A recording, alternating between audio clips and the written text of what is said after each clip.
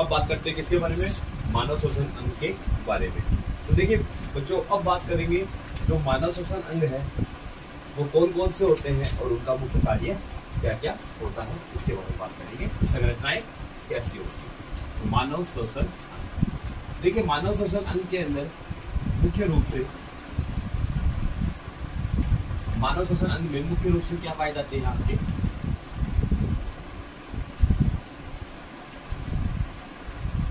नासाद्वार,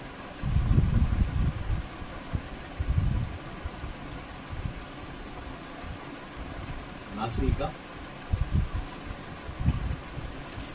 नासाद्वार, नासामार्ग, कंठ,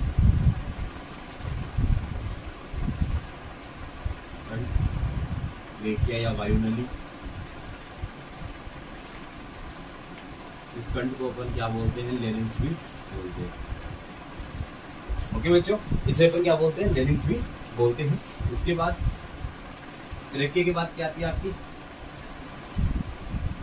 वायुनली। वायुनली का के बाद क्या आएगा आपका, श्वसनी, श्वसनिका, फेफड़े। और फेफड़ों में क्या उपस्थित होती है, वायु कोशिका। क्या उपस्थित होती है, वायु। तो देखिए ये जो आपके जो अंग है मानव श्वसन अंग, कौन कौन होते हैं, नासिका होती है, नासाद्वार, नासामार्ग, कंठ जिसे लेरिंक्स भी बोलते हैं, ट्रेकिया, वायुनली, श्वसनी, श्वसनिका, फेफड़े और वायु कोशिका। ये सभी किसमें उपस्थित होती है, ये सभी जो आपकी अंग है वो आपके मानव शरीर में उपस्थित होते हैं। अब इनको अपन इस स्ट्रक्चर में एक एक करके देखेंगे कि कौन सा आपका नासिका द्वार है, कौन सा आपका नासामार्ग होता है, कंठ क्या होता है, लेरिंक्स क्या होता है। तो मैं जनरली यहाँ पे अगर अपन देखें तो ये आपका नोज वाला पार्ट होता है, ठीक है जी। यहाँ पे जैसे अपन देख रहे हैं ये आपका नोज का पार्ट, ठीक है। इसके अंदर ये क्या आपके दो छिद्र है, जिसे अपन क्या बोलते हैं, नासासिका। ये क्या आपके नासाद्वार या नासासिका। ये आपकी क्या हो गई, नासिका। ये क्या हो गया आपकी, नासिका। ये नासाद्वार। नासाद्वार के अंदर क्या है आपकी, ये क्या होते हैं, नासा मार्ग होते हैं। और ये पीछे की तरफ क्या होता है आपका, किससे खुलता है, नासा रश्मि से आपके जो श्वसन मार्ग है उसकी तरफ खुलेगा। इसके बाद इसे अपन क्या बोलते हैं, कंठ बोलते हैं। इस संरचना को अपन क्या बोल रहे हैं, कंठ बोल रहे हैं। कंठ के बाद ये जो संरचना रिंग जैसी जो वलयनुमा संरचना को दिखाई देती है उसे अपन क्या बोलते हैं, वायुनली, जैसे ट्रेकिया भी बोलते हैं। इसके बाद ये जो आपकी वायुनली होती है वो आपके वक्ष गुहा में जाकर दो भागों में विभाजित हो जाती है और दो भागों में विभाजित होकर के कहाँ चली जाएगी, ये आपकी फेफड़ों में चली जाती है। ये फेफड़ों में चली गई और फेफड़ों में जाकर ये किसमें बढ़ जाती है, श्वसनी और श्वसनिकाओं में बढ़ जाती है। और प्रत्येक श्वसनिकाओं के अग्र छोर पर, यानी प्रत्येक श्वसनिकाओं के, यानी ये क्या है आपकी श्वसनी है और ये आगे चल के किसमें बढ़ गई, आपकी श्वसनिकाओं में बढ़ गई, ठीक है जी। जैसे मान लीजिए आपकी क्या बढ़ गई, श्वसनिकाओं में बढ़ गई। तो ये श्वसनिका के अग्र छोर पर क्या पाई जाती है, एक गुब्बारे नुमा संरचना आपको देखने को मिलती है, जिसे अपन क्या बोलते हैं, जिसे अपन वायु कोशिका बोलते हैं। क्या बोलते हैं, वायु कोशिका बोलते हैं। तो ये क्या होती है, वायु कोशिका। ये आपका क्या है, ये आपका पूरा ये जो संरचना आपको दिखाई दे रही है वो क्या होती है, फेफड़े होती है। ये आपकी मछलियां हैं और ये जो फेफड़े हैं उसके ऊपर आवरण पाया जाता है, जिसे अपन क्या बोलते हैं, फुफ्फुस आवरण बोलते हैं। दोनों फेफड़ों के नीचे की तरफ एक आपकी पेशियां पाई जाती है, जिसे अपन क्या बोलते हैं, डायफ्राम बोलते हैं। याद रखना, एक तो पेशीय अंग डायफ्राम आपका इसके नीचे होगा, उदर के तो ऊपर, और वक्ष जो आपका फेफड़े जो दोनों ओर के फेफड़े होते हैं उनके नीचे क्या होता है, आपका डायफ्राम पाया जाता है। याद रखना, ये डायफ्राम संकुचन शिथिल होने पर, यानी कि आपका कॉन्ट्रेक्शन रिलैक्स करने पर आपके जो आपके जनरली जो लंग्स हैं या जो फेफड़े होते हैं वो आपके मूव करते हैं। और यहाँ पे जो श्वसन की प्रक्रिया होती है वो इनके द्वारा संपन्न होती है। इनमें और भी होती है, जिसे अपन क्या बोलते हैं, मसल क्या बोलते हैं अपन, अंतरापशुक पेशी।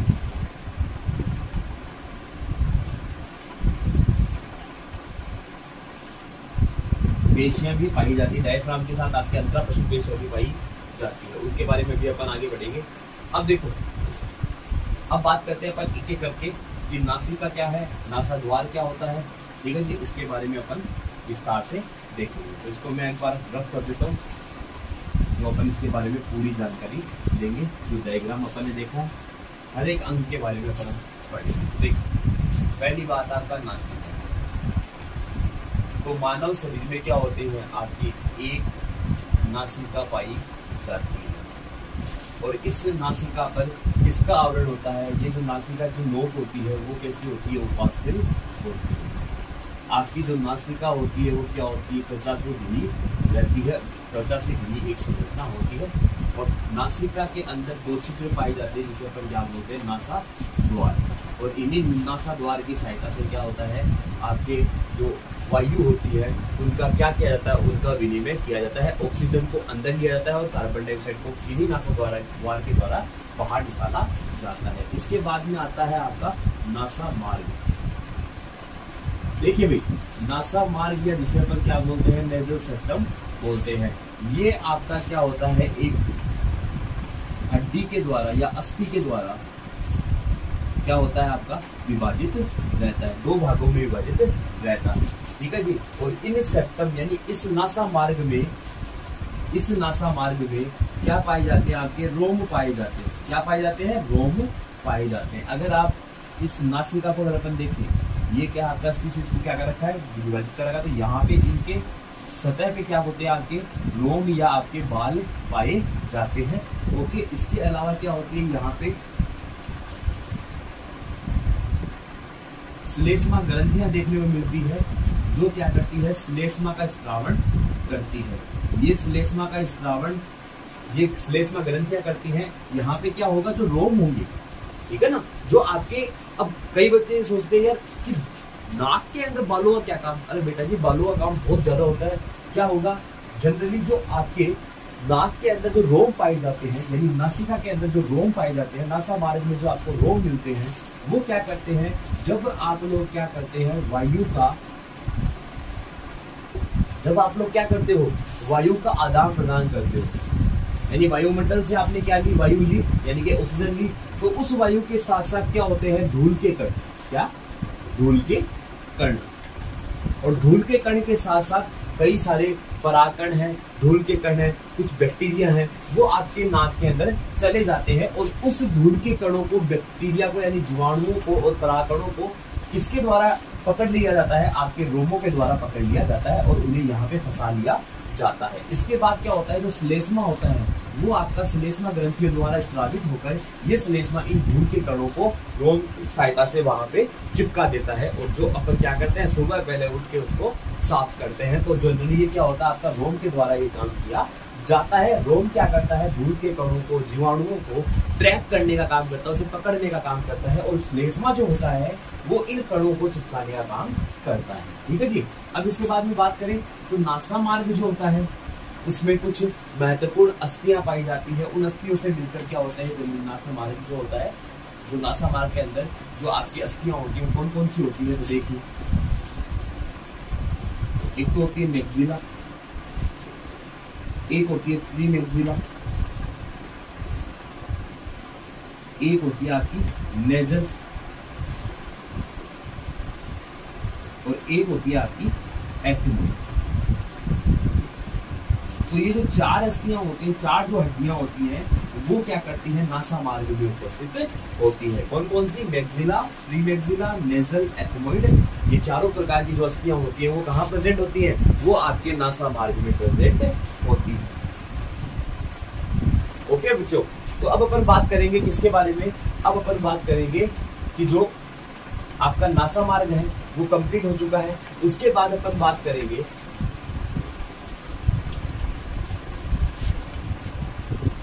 नेक्स्ट जो आपका टॉपिक है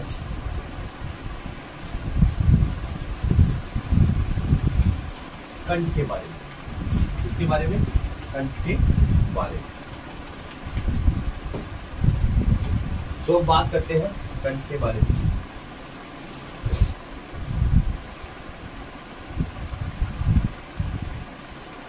कंठ को अपन क्या बोलते हैं, लेरिंग्स।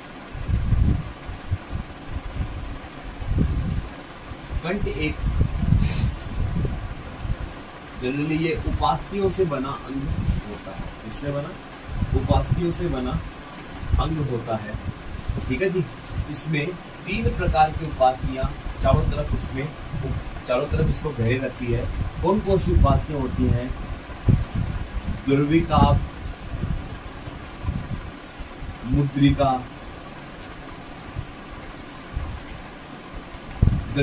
मुद्रिका।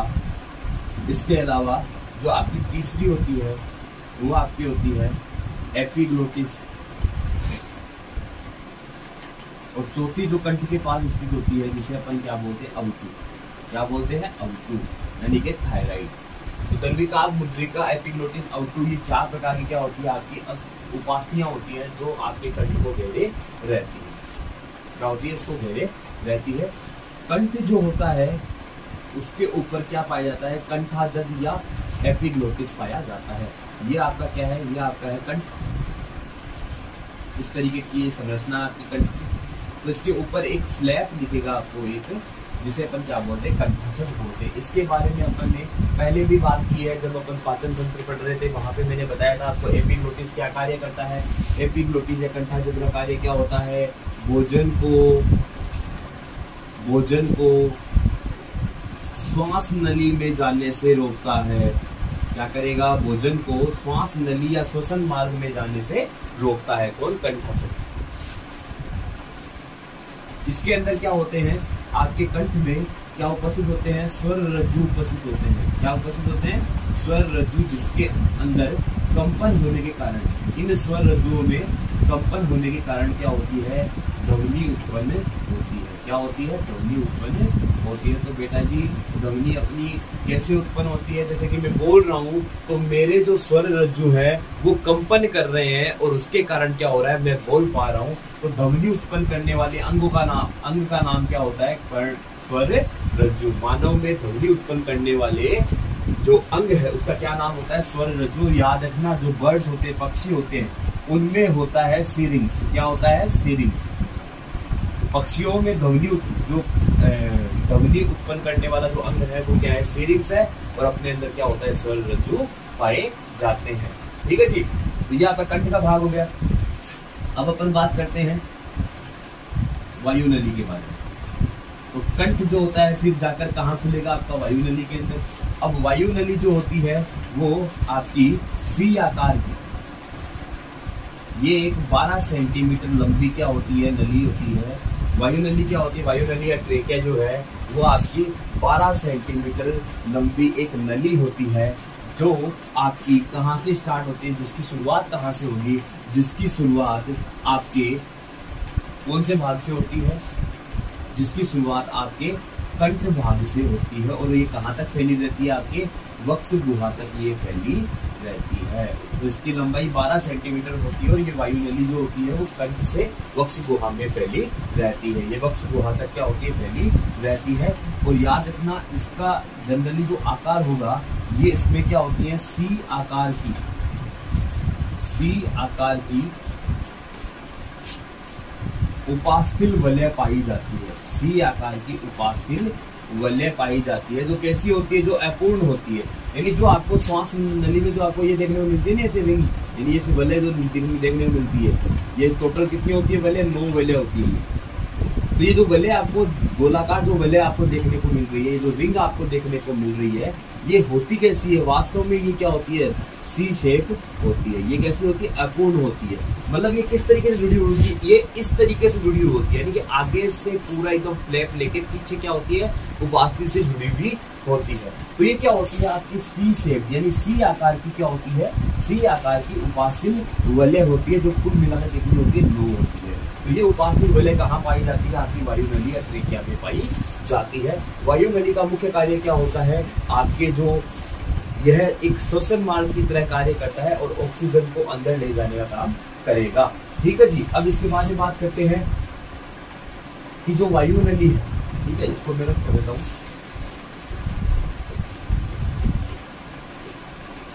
इतना अपन देख लिया। अब बात करते हैं तो जो आपकी वायु नली है, इस वायु नली की जो सतह होती है, इस वायु नली की जो सतह होती है उस पर क्या पाया जाता है? उस पर कुछ श्लेष्मा ग्रंथियां यहाँ पे देखने को मिलती है। क्या मिलती है? श्लेष्मा ग्रंथियां यहाँ पे देखने को मिलती है। और यहाँ पे भी क्या होता है, जैसे ही अगर कोई बाहरी कण इसमें आ गए तो ये क्या करेंगे, ये उसको श्लेष्मा के द्वारा चिपका कर वापस कहाँ भेज देंगे, इसको ग्रसनी वाले भाग में भेज दिया जाता है, जहां फिर इसे निगल लिया जाता है। ठीक है जी, तो उसे क्या कर लिया जाएगा, वापस निगल लिया जाएगा। ठीक है, तो ये जो भी कुछ आपके जो बाहरी जो पार्टिकल्स होते हैं, अगर वो कहाँ चले गए, श्वसनी जो आपकी श्वास नली है उसमें चले गए, तो भी क्या होगा, वहां पे श्लेष्मा ग्रंथियां आपकी श्लेष्मा स्थापित करके उनको चिपकाकर वापस कहाँ भेज देगी, आपके मुंह के यानी आपकी मुंह की गुहा में जो ग्रसनी वाला भाग है वहां वापस भेज देती है, जो खाद्य नली के द्वारा निगल लिया जाता है। ठीक है जी। अब बात करते हैं जो वायु नली होती है उसका बाइफर्केशन होता है, यानी ये दो भागों में विभाजित हो जाएगी। वक्ष गुहा में आकर ये दो भागों में विभाजित हो जाती है, जिसे अपन क्या बोलते हैं, उन संरचनाओं को अपन बोलते हैं श्वसनी। क्या बोलते हैं, श्वसनी, यानी ब्रोंकाई।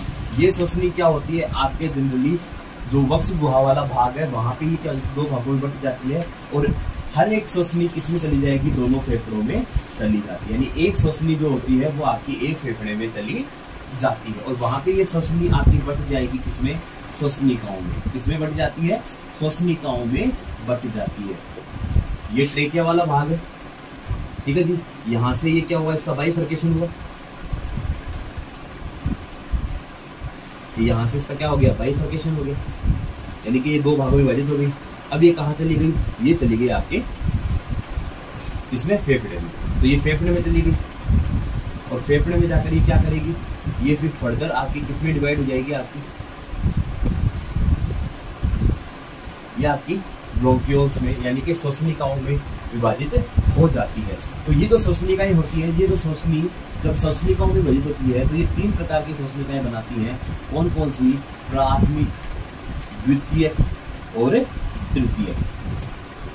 और इन श्वसनिकाओं के अंत में क्या उपस्थित होते हैं, आपकी गुब्बारे नुमा संरचना उपस्थित होती है बेटा, जिन्हें अपन क्या बोलते हैं, जिन्हें अपन बोलते हैं वायु कुपिका। क्या बोलते हैं, वायु कुपिका। अब बेटा याद रखना, वायु कुपिका जो होती है वो बहुत ही छोटी छोटी होती है।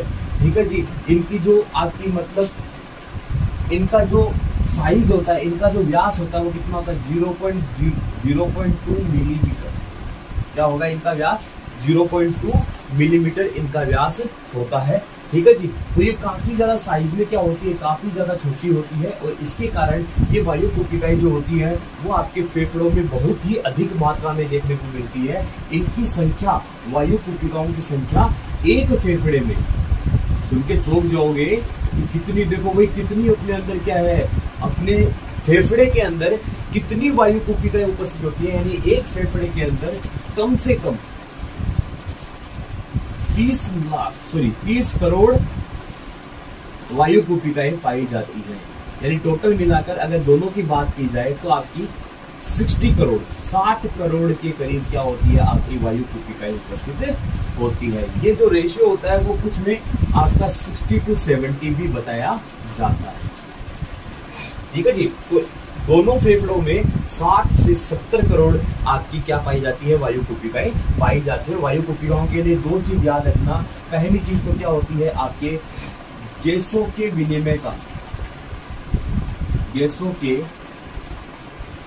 विनिमय का स्थल है, यानी कि मुख्य रूप से गैसों का जो विनिमय होगा वो कहाँ होगा, वायु कुपिकाओं में होता है। और दूसरा बेटा याद रखना, नीट के पॉइंट ऑफ व्यू से काफी ज्यादा पूछा जाता है, इसकी जो सतह होती है वो किसकी बनी होती है, सल की उपकला उत्तक की बनी होती है। किसकी बनी होती है, सल की उपकला उत्तक की, इसका स्तर बना होता है। तो वायु कुपिकाएं जो होती है वो बहुत ही छोटी छोटी संरचनाएं होती हैं जो आपकी श्वसनिकाओं के अग्र सिरे पर पाई जाती है। इनकी साइज 0.2 मिलीमीटर के करीब होती है, और एक फेफड़े में इनकी संख्या 30 करोड़ होती है। दोनों में 60 करोड़ या 60 से 70 करोड़ के करीब पाई जाती है। वायु कुपिकाओं का मुख्य कार्य गैसों का विनिमय करना है। इसके साथ साथ इनकी जो सतह होती है वो सल की उपकला उत्तक की बनी होती है। ठीक है जी, तो ये आपका क्या था, वायु कुपिकाओं तक बात। अब बात करते हैं अपन फेफड़े। भाई मेन आदमी तो अभी बात करेंगे अपन, ठीक है ना, जो आप क्या कर रहा है, जो गैसेज को यानी वायु को ग्रहण करने का कार्य करता है। ठीक है जी, तो ये आपका क्या है,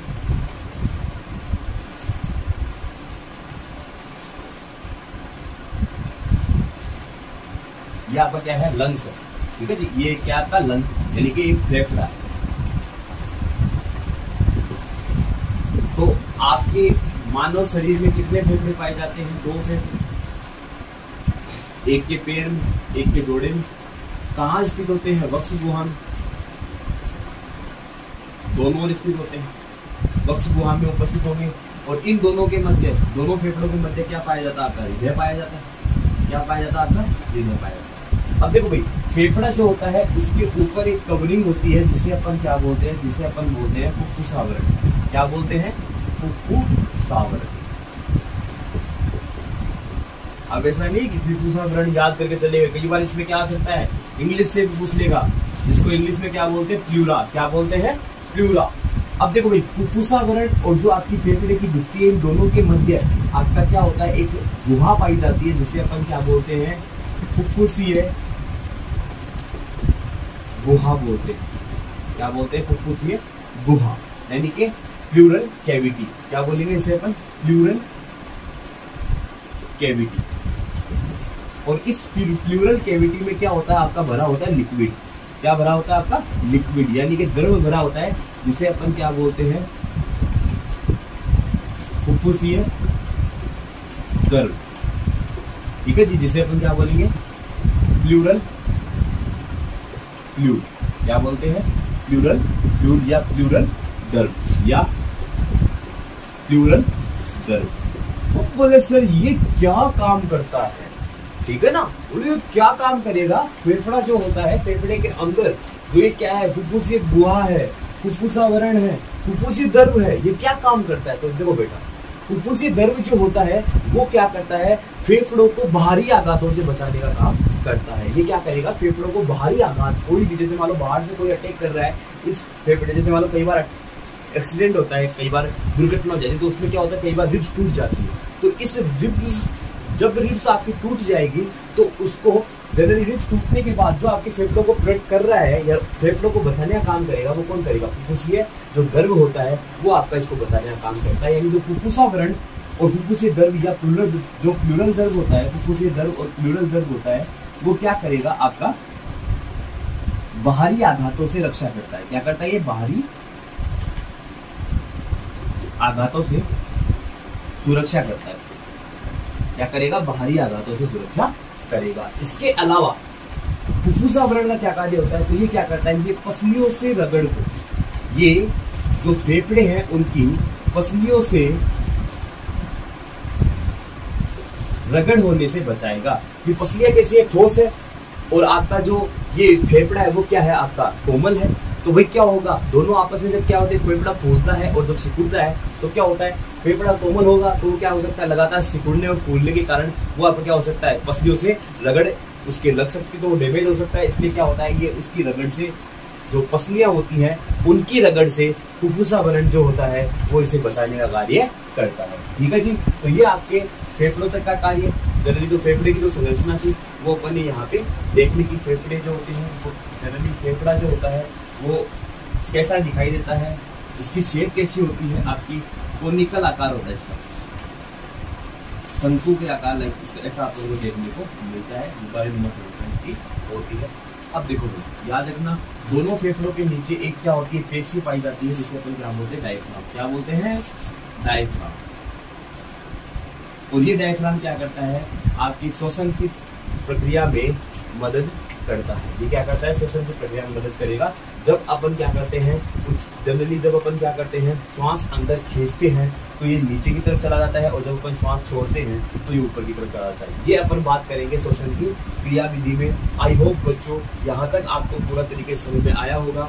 जो अब नेक्स्ट वीडियो अपन जो बात करेंगे नेक्स्ट वीडियो में, वो अपन बात करेंगे श्वसन की क्रिया विधि के बारे में। इसके बारे में बात करेंगे अपन? श्वसन की क्रिया विधि के बारे में बात करेंगे, जिसमें अपन निःश्वसन और जो उच्छ्वासन होते हैं उसके बारे में बात करेंगे। उसके अलावा अपन ज्वारीय, जो आपके आयतन संबंधी जो बातें हैं वो करेंगे। इसके अलावा अपन जो फुफ्फुसीय जो क्षमताएं होती हैं उनके बारे में बात करेंगे। सो स्टूडेंट, चैनल को लाइक करें, सब्सक्राइब करें और शेयर करें। और कोई भी अगर डाउट हो आपको इस चैप्टर से रिलेटेड या जो पहले वाले चैप्टर था उससे रिलेटेड अगर कोई भी डाउट होता है तो मुझे आप मेरे जो टेलीग्राम चैनल है उस पर आप मैसेज कर सकते हैं, जिसका नाम है आपका फनवीर सुमेरिया। ये मेरा टेलीग्राम चैनल है, इस पर आप मेरे को जनरली जो क्वेश्चन है आपके वो आप बता सकते हैं, या इसी वीडियो के जनरली जो कमेंट बॉक्स है उसमें आप लिख के मेरे को पूछ सकते हैं। ओके, तो बच्चों ऐसे ही देखते रहिए। Thank you, good night.